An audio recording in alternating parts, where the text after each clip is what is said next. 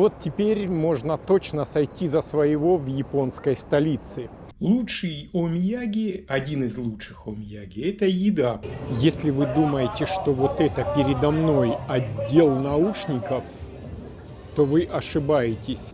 Ребята, в очередной раз показываю, что японцы мыслят и живут глобально. Всем привет, это Дмитрий Пименов.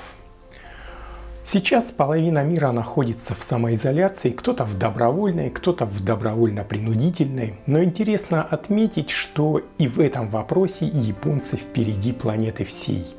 У них даже существует такой термин хикикомори, который можно перевести как раз-таки добровольная самоизоляция или уединение. Таким словом называют людей, которые решили добровольно изолироваться от общества и не выходить из дома. Ни много ни мало таких людей насчитывалось около 700 тысяч человек, это где-то на 2010 год данные. И люди некоторые сидят дома в течение 20 лет и более. Вы просто представьте, 20 лет сидеть дома. Мы здесь месяц сидим, да, уже не можем, не знаем, что делать. А люди сидят просто десятилетиями. Так вот, я тоже, находясь дома и не зная, чем заняться, решил разобрать старые видео и в очередной раз выкладываю короткий фильм о Японии, в частности о том, что дарить японцам, ну и немножко о японских магазинах. Ребята, а сейчас я вам покажу две важные вещи, которые нужно взять с собой в Японию. Во-первых, это вот такие переходники, потому что розетки в Японии отличаются от европейских. И, соответственно, для того, чтобы пользоваться техникой, необходимо взять вот эти переходники. Не то, чтобы их нельзя было купить здесь, но зачем переплачивать? Лучше приобрести их в России. И вторая важная вещь – это омияги. Омияги – это по-японски подарок, презент.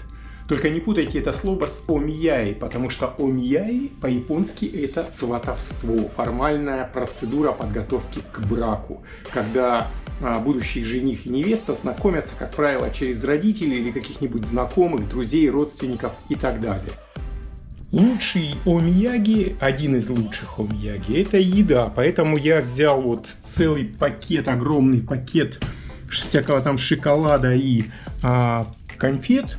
Ну вот Аленка очень популярна в Японии, японцы знают этот шоколад.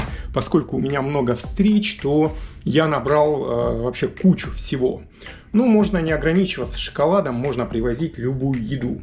Японцы вообще любят подобные ритуалы обмена едой в качестве презентов, сувениров и так далее. Особенно если эта еда относится к другим странам. Так что я всегда следую этой традиции. А теперь давайте зайдем в магазин. Ребята, в очередной раз показываю, что японцы мыслят и живут глобально. Вот ежедневник на 3 года вперед. Но это еще не самый большой, который я видел. Потому что бывает и на 5 лет вперед. Но он стоит не в 3 раза дороже, чем тот, который всего лишь на 1 год. Но зато в 3 раза толще. Что логично.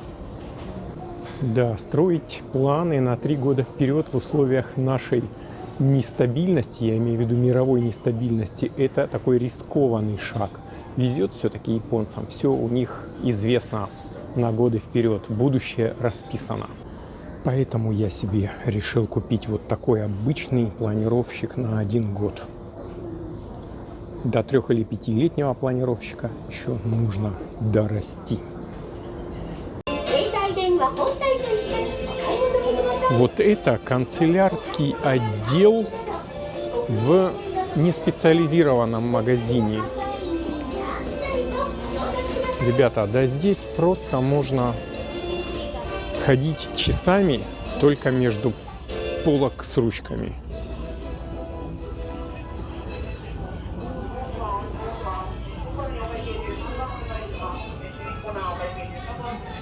И еще часы понадобятся, чтобы обойти все полки с ежедневниками, планировщиками и так далее. А вообще, между прочим, это магазин электроники. Так что это не самые профильные отделы. Если вы думаете, что вот это передо мной отдел наушников, то вы ошибаетесь. Это 10-я часть примерно отдела наушников. Потому что остальные 9/10 находятся вот там, впереди. Это японский магазин электроники, ребята. Реально, я не представляю, как может быть столько наушников. Вообще, это уму непостижимо. Так это только наушников, потому что столько же фотоаппаратов, столько же компьютеров и всего прочего. А если вы хотите походить немножко на японца, то нужно купить маску. Желательно вот такую серую, необычную. Вот теперь можно точно сойти за своего в японской столице. И только глубоко посаженные глаза выдают во мне не японца. Что-то сдается мне, ребята. Нет, это не я. Вот это схема торгово-делового центра Shibuya Scramble Square. Здесь всего 45 этажей, но посмотрите, с минус 2-го этажа и до 14-го магазины, причем фэшн и бьюти. Получается 7 этажей. Офигеть! Европейский в Москве отдыхает, ребята. Через 50 метров еще один торговый центр, примерно такой же немеренное количество этажей. Вот это конкуренция и культ потребления.